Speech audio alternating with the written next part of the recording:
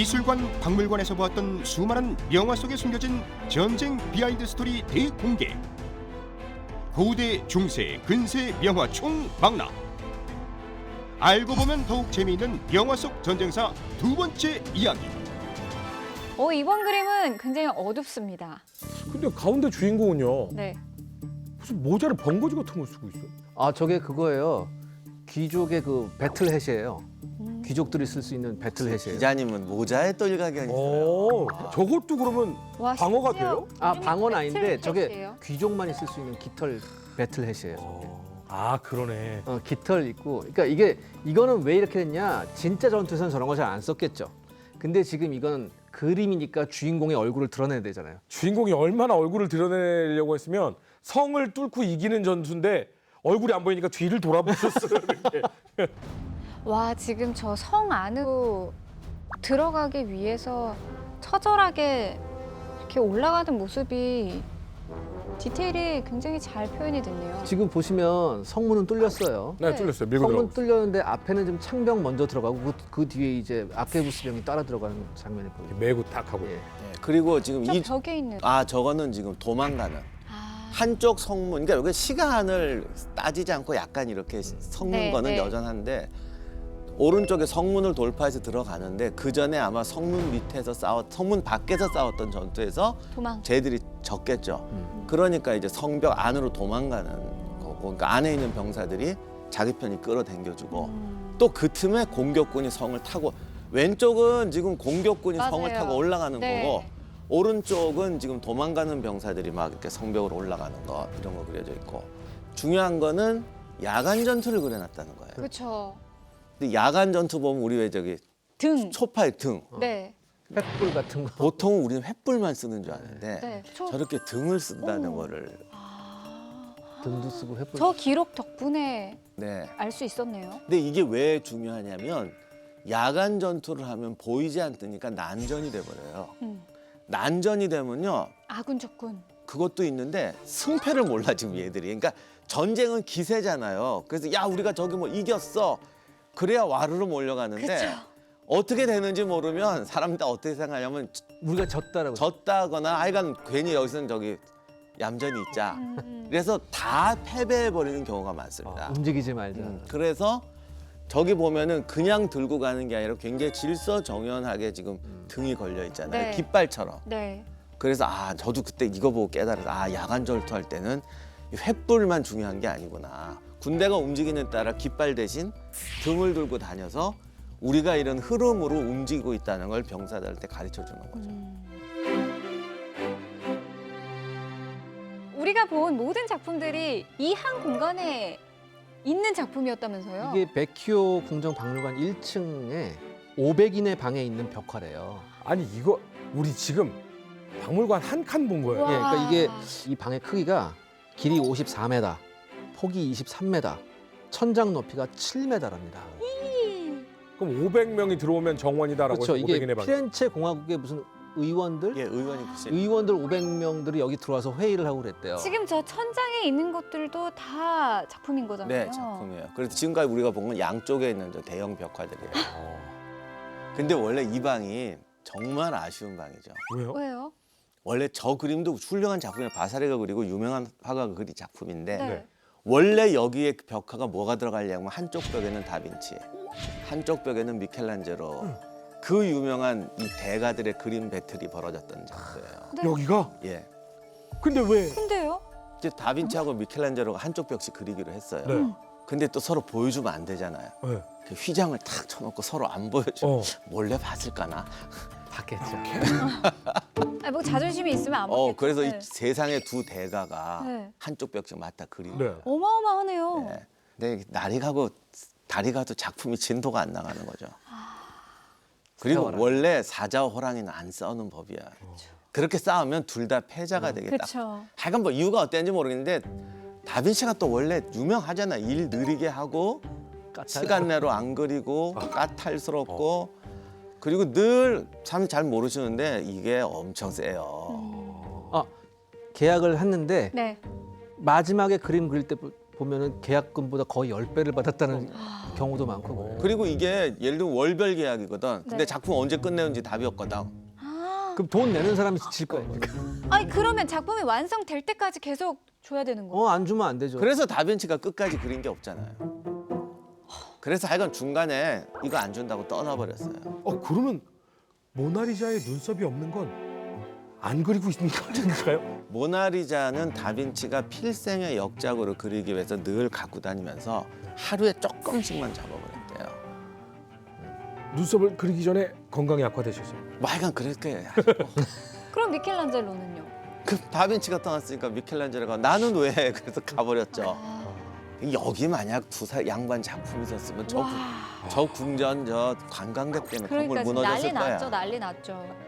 아, 그래서- 이거 어마무시한 방이 될 수 있었는데. 네, 그래서 사실 저 뒤에 대생했던까지는 있었는데, 대생. 네, 근데 그거를 부실 수가 없다 그래서 네. 나중에 이제 저 벽화를 그릴 때 그걸 지우고 그린 게 아니라 벽을 한 칸 치고 그렸대요. 아, 그 대생도 굉장할 텐데. 그러니까요. 예, 그것도 그래서 남겨놨으면. 그거 지금 인터넷에 보면 복원한 거랑 좀 있어요. 다빈치가 그렸던 게 앙가리아 전투라는 거였는데 네. 1975년에 그 바사리 벽화에 그런 글씨가 있었대요. 찾으라 그러면 발견할 것이다.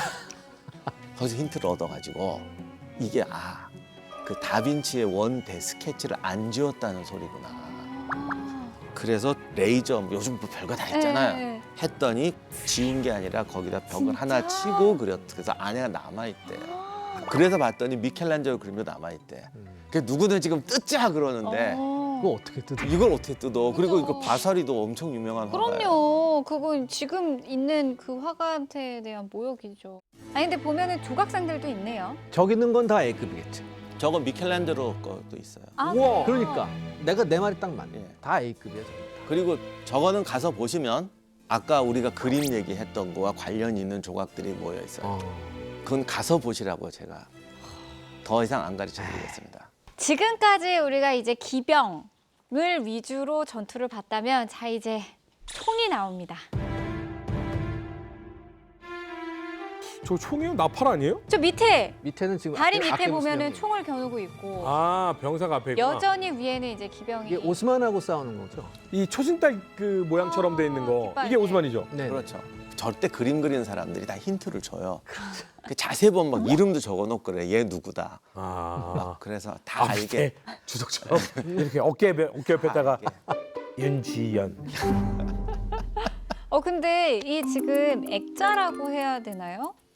요 밑에 있는 이거는 여신 얼굴? 저기 피렌체 우피치 미술관에 가시면 네. 거기 워낙 작품이 많아서 이것도 하루 종일 봐도 다 못 봐요.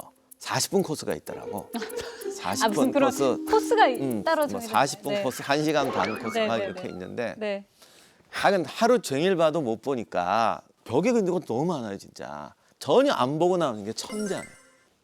그렇죠. 천장에 예. 많이 있죠. 그래서 우피치를 미술관으로 개조하면서 메디치가 이게 원래 메디치가 집무실 영어로 오피스잖아요. 네.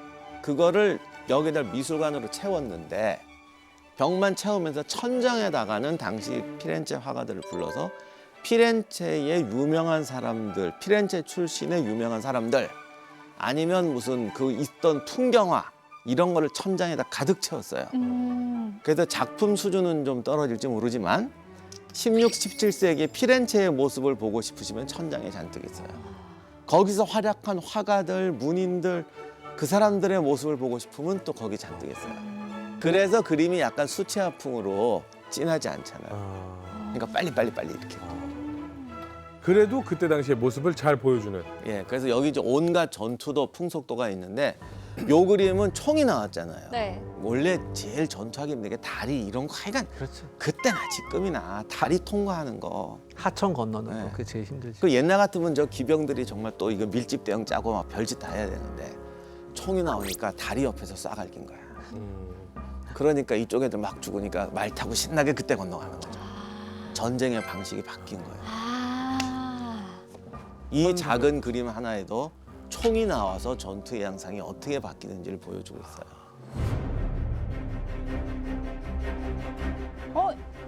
지금 저거 테르시오 아니에요? 와. 예, 이것도 테르시오고요. 이제 대포도 나오기 시작하네요. 와 테르시오 야, 저 테르시오 나오고 나서 화가들은 죽을 맛이었겠다. 그러니까 어쩔 수 없이 저렇게 카스테라 같이 하는 그러니까 카스테라 같아요 정말로. 저 창 그리느라고. 그러니까 창을 저렇게 안 그리고 겉에만 이렇게 딱 한 다음에 그냥 직육명체로 그냥 해버리잖아요. 그래도 저 정도 디테일을 하려고 하면 시간이 어마어마하게 걸려요. 아, 그 와중에 자연 너무 좋다. 예? 근데 이거에서 그림의 특징은 테르시오가 직사각형의 대형을 형성하잖아요. 네. 네. 그러니까 이게 확실히 그림이 중요한 게 우리가 말로 뭐 창병이 몇 명이 쓰고 뭐 100명이 쓰고 그래요. 기병이 어무하고 뭐 앞 총 쏘고 그랬는데 딱 하나 저거 보여주니까. 가만히 보면 앞에 지금 안 보이지만 뒤에는 기병인데 앞에는 총병들이 총 쏘면서 진격하잖아요. 그 뭉게뭉게 지금 연기가 아, 저 노란색 연기. 저게 화약 연기니까 노란색 연기가 나는 거예요. 그래요? 그러니까 화약 총을 쐈다. 네. 그러니까 이제 흑색 화약을 딱 쐈을 때 뭐 약간 그 유황 같은 것도 섞여 있잖아요. 화약 같은 거에. 네. 그러니까 좀 약간 노란색. 아 유황이 타니까 네. 노란색. 예, 아. 뭉게뭉게 아, 그래서 이렇게. 흑색 화약은 또 검은 연기 난다고 생각하는 분들 많아요. 아니, 초석, 유황, 그다음에 뭐 숯 같은 거 이렇게 많이 섞어야 돼. 그럼 저건 고증이 상당히 잘 됐네. 그러니까 이 이탈리아 그림들이 의외로 고증이 잘 돼요. 그 화가들 중에 용병도 많잖아요. 아, 그렇죠. 영화 같은 거 보면 전투하다가 쉬는 그래요, 시간에 막 신발 맞아요. 벗어놓고 앉아가지고 막 이렇게 그림 그리는 사람들. 그러니까 그걸 보통 우리 영화에서 이제 사망클이라고 하죠. 그런 애들은 꼭 죽죠. 꼭 죽어요. 아 근데 요즘 영화는 이렇게 뭐 주인공이 그릴 때 많아요. 꼭 그림이나 행정 이런 사람들은 기자님 말대로 금방 이렇게 야리야리 해갖고 이제 네. 바로 죽겠구나 싶게 뭐 원래 화가들 저 시대에 안 그래요. 왜냐하면 특히 조각가들 금으로 조각하고 하잖아요. 강도 같은 거 닥치면 어쩔 거냐고. 아, 다빈치도 한 칼싸움 했다고 하더라고요. 한 칼 싸움이 아니라 당대 최고의 검객. 자기 몸을 지키지 못하면 화가 못 돼요. 그리고 당시 그림 그리는 안료가 네. 어마어마하게 비싸요. 그러니까 아틀리에가 이게 털면 큰일 나는데. 그래서 제자라는 애들이요. 제자를 끌고 다니는 반이 경호원이에요. 그 제자가 그림 도와주는 경호원이 있고 갑옷 입고 따라다니는 그 제자가 있어요. 가드네요, 가드. 미술 재료상 뭐 이런 데가 은행 같은 느낌이네요. 그렇죠. 그래서 뭐 밤새도록 지키고 그래서 뭐 강도 들어왔다 훔쳐가고 이런 사례도 많습니다. 그래서 저런 전투도 같은 걸 리얼하게 그릴 거예요. 걔들 중에 하나는 분명히 전쟁터 갔다 오고 아하. 용병 되고 군인 되고 다 그래요. 그래서 보면은 꼭 탱크 전진하는 것 같잖아요. 네. 저렇게 전진을 한 이유가 있었어요? 왜냐하면 그거죠. 우리 예전에 테르시오 할 때 배웠잖아요. 이 테르시오의 기원을 올라가다 보면 팔랑크스부터 나오죠. 네. 그러니까 저때 당시에 냉병기가 절정에 이르렀을 때 모든 집단 구성원들이 적진을 돌파하기 위해서는 어쩔 수 없이 뭡니까? 긴 장창을 가지고 적진을 돌파해야죠. 그럼 저 맨 앞에는 방패병이에요? 맨 앞엔 총병 총병이 일단은 쏴서 흔들어 흐트러 놓고 놓고서 얘네가 돌파 밀고 들어가요. 그러니까 탱크하고 똑같아요 원리가. 그래서 발명이라는 게 그냥 나오는 게 아니고 결국 사람이 어떤 필요를 느끼잖아요. 필요를 느끼는 걸 기술로 해결해 주는 게 발명이에요. 미술이고 전쟁도 다 기술의 발전으로 가는 거거든. 테르시오가 방어진을 뚫기 위해서 만들어진 거 아니야. 그 앞에 총병을 세우고 여기다가 뚜껑 씌우고 바퀴 달면 탱크가 되는 거야. 그렇죠. 근데 이제 총이 등장하고 나서의 지상전을 봤다면 과연 해전에서는 총이 등장하고 나서 어떻게 달라졌는지. 저 뭐야 발사하고 연기예요? 어머. 아니요, 이건 그림이 약간 훼손된 거예요. 너무 안타깝게도. 아 근데 이게 어떻게 하여간 저런 데 보면 꼭 결정적인 데가 그렇죠. 지워져. 그러니까 누가 저거 떼갔나? 한쪽 편은 그대로 다 나왔고 반대편은 하나도 안 나왔네. 네. 분명히 지금 작살나는 쪽이 지금 훼손돼 있어요. 그러니까 오른쪽이 분명히 오스만 해군일 거고 왼쪽에 저게 그 유명한 베네치아 갤리어스라고 갤리선에다가 대포다. 약간 높이 했는데 저런 건 재밌어서 가져왔어요. 나중엔 저기다 대포를 얹잖아요. 배를 더 크게 해가지고. 근데 초창기에는 저 위에다 그냥 저렇게 총병 태웠나 봐요. 지금도 이제 총을 쏴서 약간 이렇게 노란색으로 퍼지고 있는 거를 표현한 그렇죠. 거죠. 그래서 원래는 갤리선이 가서 대리 받는 건데 음, 그리고 그 뒤에 백병전 하는 건데 이제 총이 나오니까 저 위에다가 좁은데 저거 위험해서 저거 떨어질 텐데. 흔들흔들하고. 네. 그러니까 저도 기록에서는 저렇게 배 머리에 총병 세웠다는 걸 몰랐는데 네. 이 그림에 있더라고요. 그리고 나중에 대포가 더 발달하면 배를 크게 만들고 높여가지고 저 총이 있는 자리에 대포를 얹죠. 문을 열고서는 포를 내밀고 쏘는. 아니요, 아니, 처음에는 그러니까 처음에는 위에, 위에 그냥 얹어. 그냥 얹어서. 네. 와. 근데 그 무게를 견뎌요? 그러니까 그 끌고 갔다고 전에 우리 랩한트 할 때 그랬잖아요. 배가 높아서 먼 바다 못 가고 네. 커서 무거우니까 끌고 갔다고. 그러니까 정면에 대포 딱 세 자루 만나요. 음. 앞을 쏠 수 있게.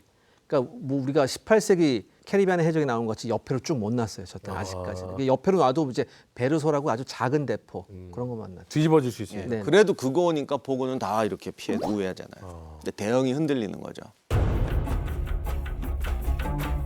이것도 오스만이네요?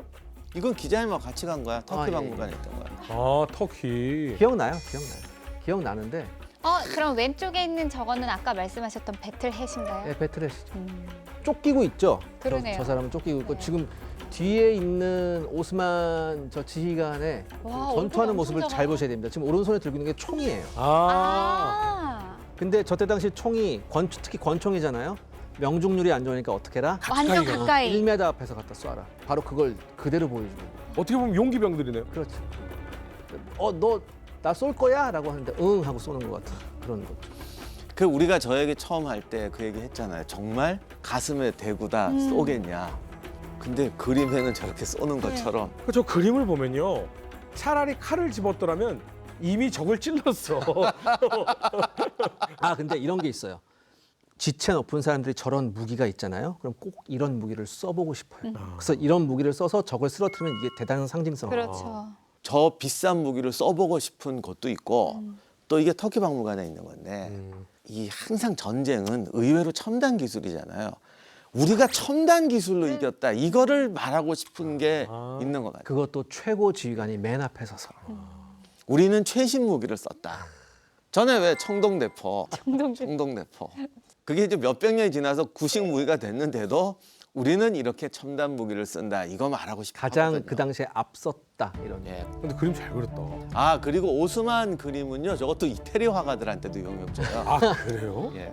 이게 전혀 아랍풍의 그림이 아니잖아요. 그렇죠. 네. 보면은. 이질적이지가 않아요. 예, 그러니까 이탈리아에서 화가들을 섭외해서 와서 그래서 오스만은 우리는 가진 거 돈이야. 그래서 외국 거를 사다가 쓰는 거에 대해서 거부감이 훨씬 적어요. 그 술탄들의 초상화가 우피치에 있어요. 다 이탈리아 화가들한테 용을 맞아요. 줘요. 하긴 뭐 교육도 워낙 뭐 네. 성행을 했고. 그게 저 복도에 이렇게 걸려 있는데 웬만한 분들은 모릅니다. 솔직히 저도 토전사 하다가 알았어요.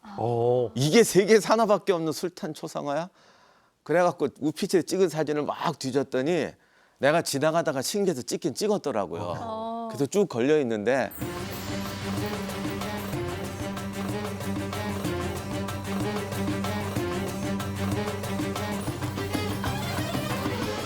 지금까지 이 명화 속 전쟁 이야기를 좀 살펴보고 있는데 사실 우리가 전쟁하면은 전투 속의 모습들, 전투들만 좀 생각을 하는데 사실은 이 전투가 있기까지 앞서 준비 과정도 있을 것이고 또 그 전투를 기다리는 가족들의 모습도 있을 것이고 여러 가지 이야기들이 충분히 많이 담겨 있거든요.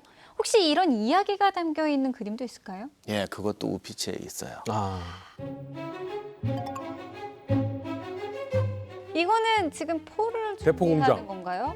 그러니까 이제 청동대포를 이제 주조하는 건데 청동대포를 가장 먼저 쓴 거는 오스만이지만 그 기술의 원천은 유럽이었고요. 그다음에 15세기를 지나면서 16세기 접어들면 유럽의 전장은 거의 청동대포가 지배한다고 해도 과언이 아닌데 교회가 많으니까 종을 만들었잖아요. 그것도 청동으로 만들었거든요. 네. 이 종을 주물하는 기술을 청동대포에다 사용합니다. 그렇기 때문에 유럽제 청동대포가 품질이 좋았어요. 제가 한번 예전에 말씀드렸죠. 그래도 저기 독일제 대포를 제일 좋게 쳐줬고 이탈리아고 스페인제 대포는 만드는 사람들의 성질이 좀 급해가지고 잘 깨져. 좀 품질이 좀 안 좋았다. 다만 베네치아 같은 경우에는 상당히 좋은 대포를 만들었다고 하더라고요. 지금 이 그림은 이때 당시에는 최첨단 기술입니다. 딱 기술력을 보여주는 그렇죠. 작품이 아닌가. 그러니까 이거죠. 전쟁에 나가는데 우리가 이 정도 대포를 가져왔다. 그럼 일단은 적이 딱 봤을 때 우리는 저런 대포 못 가지고 있는데 그럼 일단 전투가 성립이 안 되는 거예요. 일단. 그 우르반 대포에서 하나 발전한 형태인데 그 우르반 대포처럼 이렇게 용접해서 예. 붙인 흔적이 저기 중간에 그나마 사정거리를 이제 네. 길게 하려고 하는 건데 사실상 저렇게 큰 대포가 실전에서 쓰기는 정말 힘들었다고 하더라고요. 그럼요. 그래서 이제 뭐 예전에 책 같은 거 찾아보면은 배에 실는 대포는 어느 정도 일정 길이 이상 되면 안 된다 이런 규정이 있어요.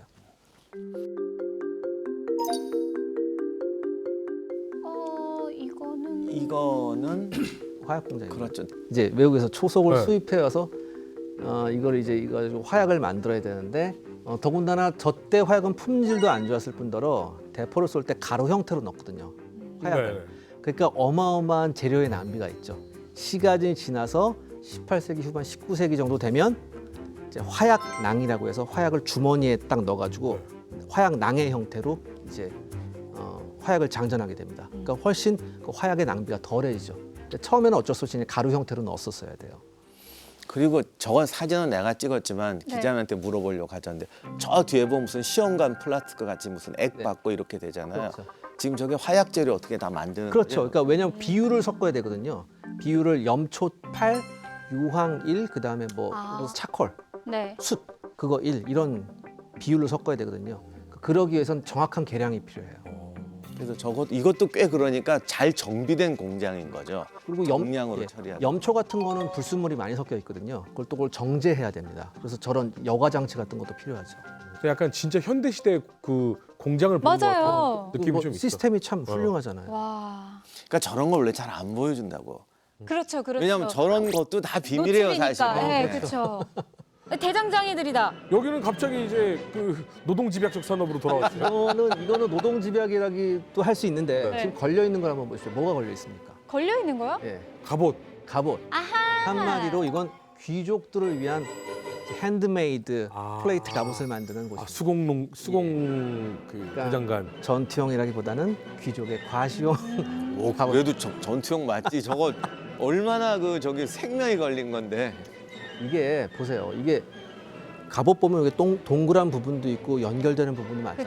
그쵸. 이런 걸 정말 숙련된 기술자들이 하나하나 수작업으로 만드는 겁니다. 지금 오른쪽에 걸려 있는 저 갑옷. 갑옷이 풀플레이트 아닌가? 그럼 맞습니다. 그렇죠. 네.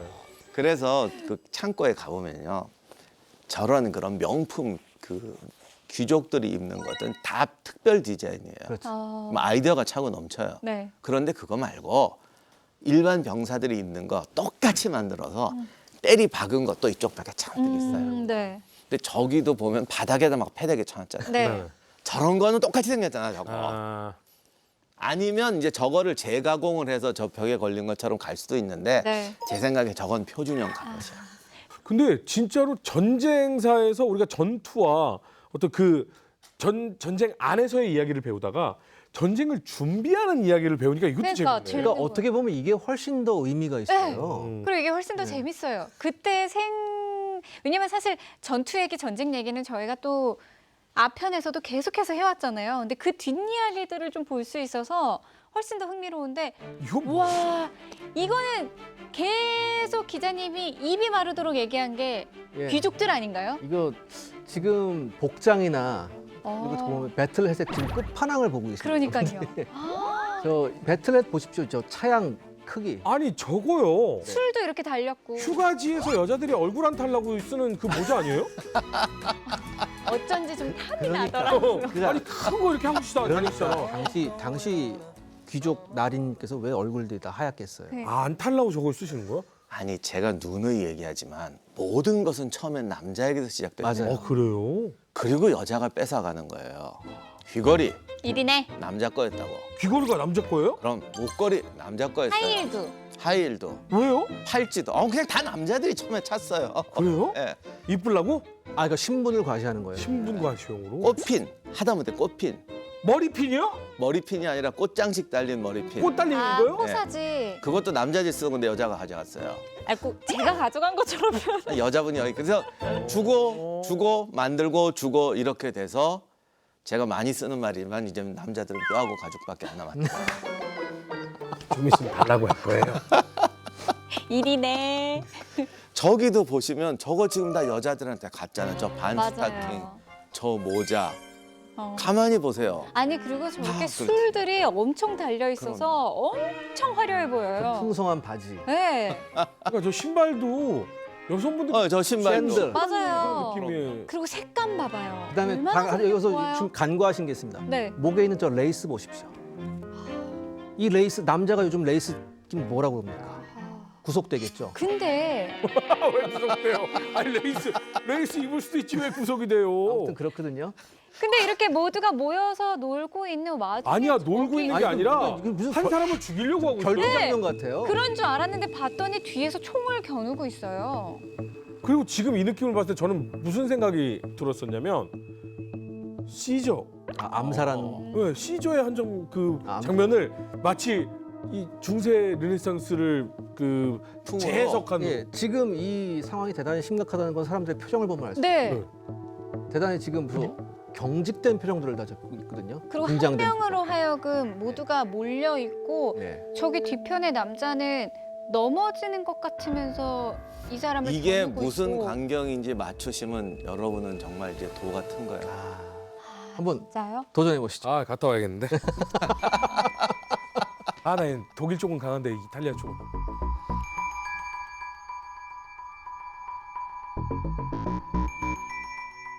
이거 뭔가 잡아놓고 네. 누가 가져갈지에 대한 싸움 아닌가요? 비슷하네. 아니에요? 비슷해요? 비슷해요. 어 나는 그래요? 좀 생각이 달라요. 어. 뭐였냐면 다른 사람들의 뭐 배틀햇이나 총기나 옷이나 이런 것과 잡혀 있는 저 죽음을 눈앞에 두고 있는 사람이 좀 달라요. 그래서 봤더니 앞에 옷값이 잔뜩 있어요. 이게 뭐냐면 사랑해. 이게 오스만에서 한 번에 50만씩에 팔린 건데 30만에 해줄게. 이렇게 한 거야. 그런데 저 뒤에 있는 아저씨가 나중에 와서 야 이거 이 앞에서 20만에 팔던데 이런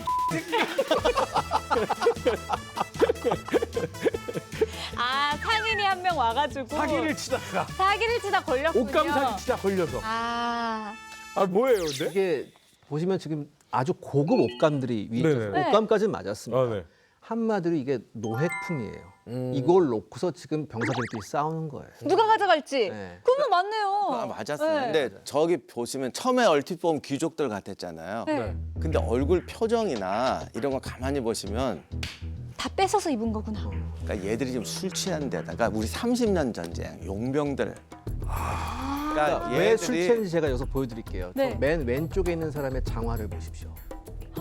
하나는 짝짝이에요, 올려 입었고 짝짝이. 하나는 내려 입었고 네. 급하게 뭐 술 먹고 그냥 이렇게 한 전리품 막 갖다 대충 놓고 쓰는 거예요. 지금 막 서로 껴있고 술 마시고 신나다가 싸움 붙은 거예요. 약간 이제 그 시골에 아버님들 이렇게 술 드시다가 더우면은 이렇게 하면서 다리 걷어갖고 이렇게 올리시고 그러니까 한쪽은 이렇게 내리고 한쪽은 올리고 그러니까 지금 저 사람들이 용병들인데 전쟁에서 이기고 나서 귀족들의 옷감이나 이걸 노획하거나 약탈해가지고 서로 나누는 과정이었구나.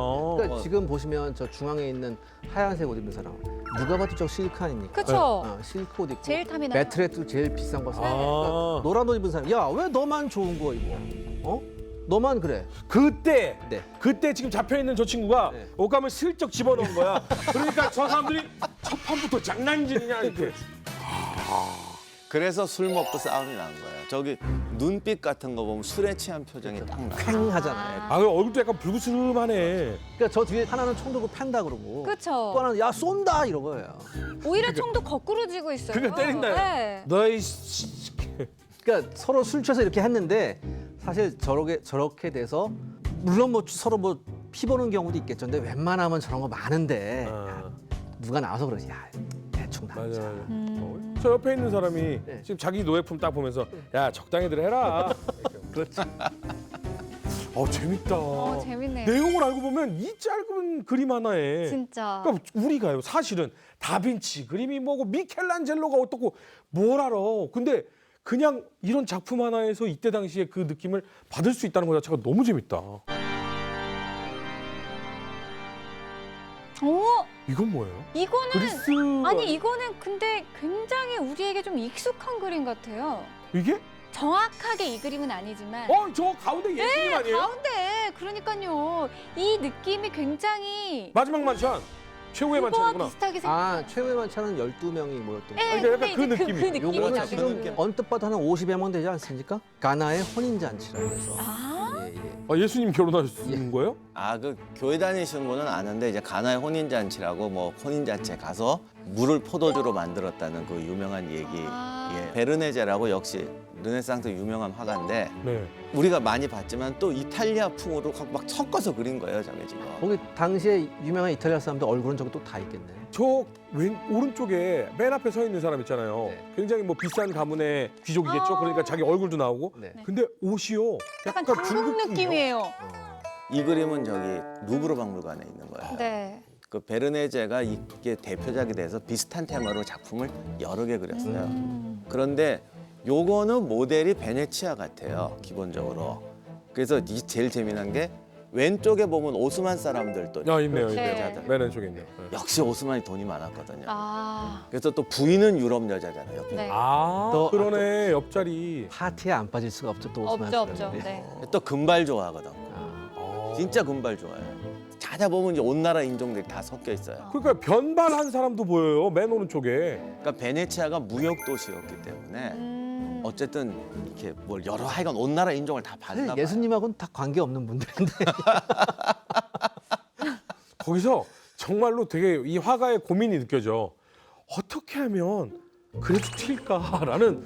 그래서 정말 되게 조심스럽게 그쵸. 튀게 만들어놨어. 네. 그러니까 예수님만 그때 옷 입고 계시고 다른 사람들은 다 요즘 옷 입니까? 그렇죠. 그때 당시 옷. 하여간 막 섞었어요. 근데 여기서 정말 재밌는 게 뒤에 보면 또 아주 당시풍으로 안 하고 그리스 신전을 그려놨잖아요. 네. 네. 저 뒤에 보면 탑 있죠. 네, 조탑이 보이는데요. 조금 왼쪽으로 혀 있죠. 피사의 사탑이에요? 사탑이에요? 아니요, 베네치아 가면요. 거기가 지반이 약해가지고 건물들이 약간씩 다 휘어있어요. 실제로? 그게 물의 도시잖아요. 그래서 원래 저기 메리판 지역이어가지고 베네치아 가면 저런 탑들이 꽤 있거든요. 네. 교회들이 많으니까, 성당들이 많으니까.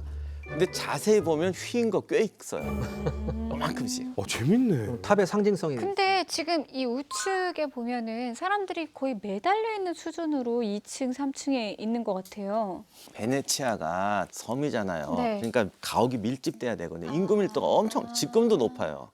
사람은 부자인데 집은 그냥 다닥다닥 붙어. 맞아요. 벽과 벽 사이가 없잖아요. 예, 그래서 건물이. 베네치아의 저주. 집 동네는 잘 사는데 사람도 돈이 많은데 집은 그냥 다닥다닥이에요. 제가 한번 교수님한테 여쭤봤어요. 나폴리가 세계 3대 미항이라는데 나폴리 어떻습니까? 교수님 가지 마라. 그래서 저희가 또 운하로 다니고 그러니까 무슨 구경거리 있으면 올라가. 그 창문에 나와서 보는 게 아, 요즘은 안 나오십니다. 이분들이 관광객 때문에 아주 이가 갈려가지고 창문도 안 열어요. 그런데 옛날에는 무슨 낙이 뭐가 있어요. 그렇죠. 특히 운하 쪽으로는 계속 뭐 저기도 나오죠. 온 나라 사람들 다 오고 막 이러고 창밖 다니니까. 구경하는 게 예, 일이지. 그거 구경하는 게. 시끌시끌하니까. 뭐래? 뭐야? 재밌다. 그러니까 너무 재밌다. 근데 이거는 사실 전쟁화랑 무슨 관련이 그러네요? 있나요? 그러시는- 그래요. 아무 생각 없이 그림에 진짜로 빠져 있었네. 네. 전쟁이랑 무슨 상관이에요? 십자군 전쟁이 일어나기 직. 아니 뭐 전쟁이 끝나고의 파티라고 하기에는 아까 결혼식이라 그러지 않았어요? 그게 원래 저 그림 오른쪽에 독일 용병들이 있어요. 네. 근데 독일이 그때 힘들었잖아요. 30년 전쟁할 때. 그래서 독일 용병이 또 우리 전에 얘기했지만 스위스 용병 못지않게 독일 용병들이 많이 팔려 나갔거든요.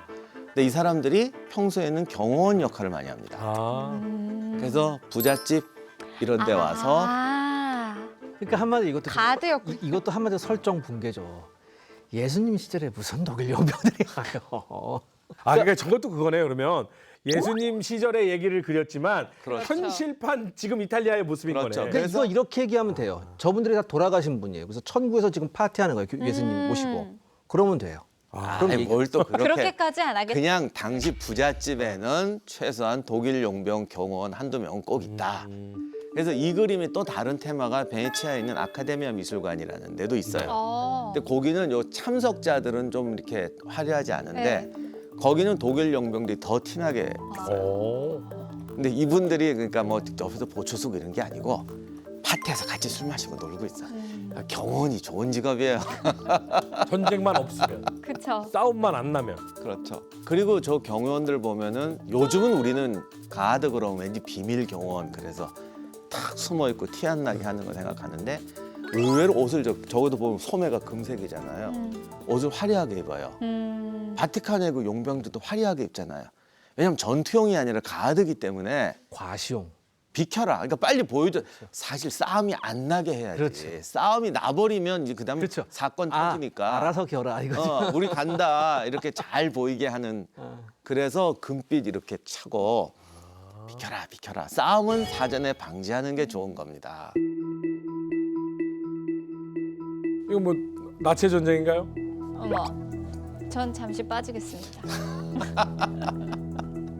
아니 근데 나는 그러니까 뭐 이때 당시의 어떤 화가들의 특징이 조금 이제 다 벗겨놓는 거다라고 하니까 뭐 그건 이해하겠는데 여기서 특징 중에 하나가 전쟁과 전혀 상관없는 것 같은 사람들이 등장을 하네요.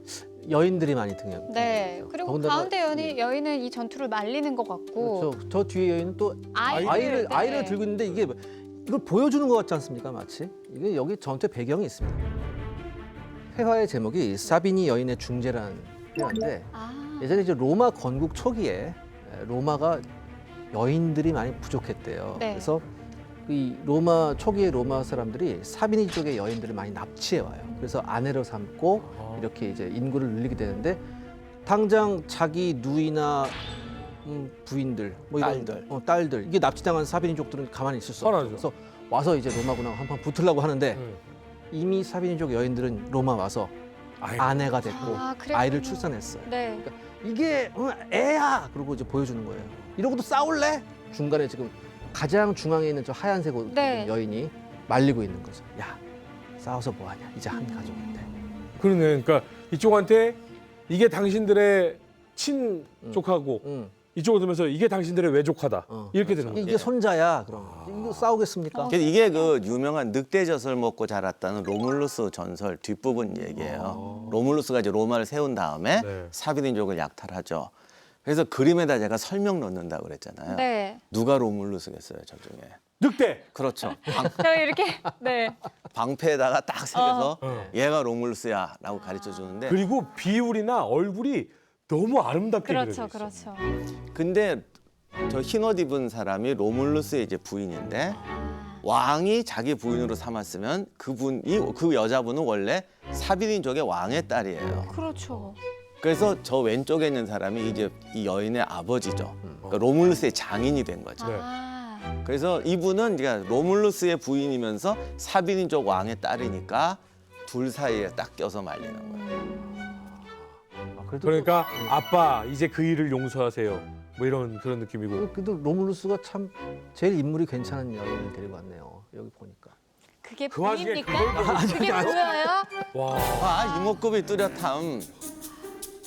저 딱 그리스 여성답게 그렸잖아요. 전형적인. 그러면 실제로 저 이 그 설화가 있는 거고 그리고 이렇게 해서 사비니족과 로마는 화해를 하죠. 하고 화해를 해서 네네. 사비니족을 가장 유력한 동맹자로 삼아요. 아. 그러니까 이건 설화지만 네네네. 로물루스와 사비니족이 연합하는 얘기예요.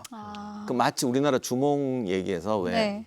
주몽과 소소노 부족이 연합하듯이 그래서 지금 로마 가시면 팔라티노 언덕이라고 있다고 그게 로물루스 부족이 살던 언덕이고 저 건너편에 지금 이탈리아 대통령궁 있는 언덕이 있어요. 퀴리날레 언덕이라는데 거기는 또 대부분 안 가세요. 또 볼 거 많으니까 바쁘거든요. 그 올라가는 길이 딱 그 트레비 분수 가는 길 가게들 많은 데 있어요. 그래서 이쪽을 아예 안 봐요. 가게 보기 바빠요, 사람들이. 대통령궁 있는 언덕에는 사비니족이 정착을 해요. 그래서 가장 큰 언덕 두 개를 차지하고 둘이 왕을 교대로 내다가 이제 나중에 좀 싸우게 되죠. 다음 이야기. 고대 전쟁의 비하인드부터 식민지 정복 전쟁, 유럽 근세에 치열했던 100년 전쟁, 30년 전쟁, 7년 전쟁까지 영화 속 전쟁사 그 세 번째 이야기.